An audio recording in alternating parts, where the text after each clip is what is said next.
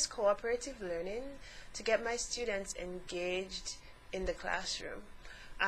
It helps my students understand that knowledge doesn't just come from the instructor, but they and their classmates also contribute to the learning that goes on in the classroom. They bring their background knowledge, their perspectives, and their interpretations of the ideas that are being shared.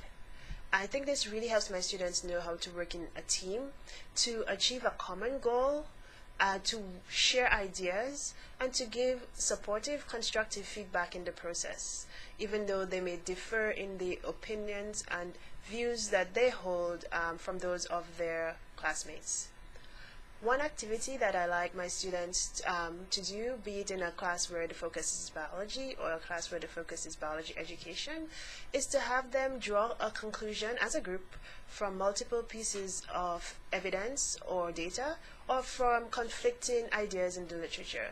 So, for instance, they may work as a group in biology to determine what's the most effective restoration procedure that might be important for a wetland ecosystem given the context of the exercise, using multiple pieces of data and evidence. Or in the biology education class, they may work on what are the implications or what are the appropriate use of instructional tool given various pieces of evidence.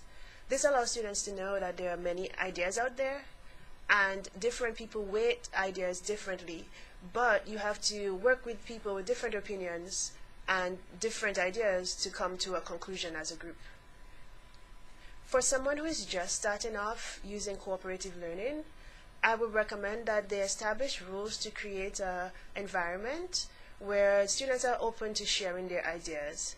And I think the best way to do that is to model that behavior for your students. So if a student asks a question that may be incorrect or a little bit off topic, it's our responsibility to let that student know that this is an interesting idea, but it may not be the appropriate one. And to do so, we would tell them that how else would you clarify that idea? Or we might say, how else, what else might you take into consideration before you come to such a conclusion?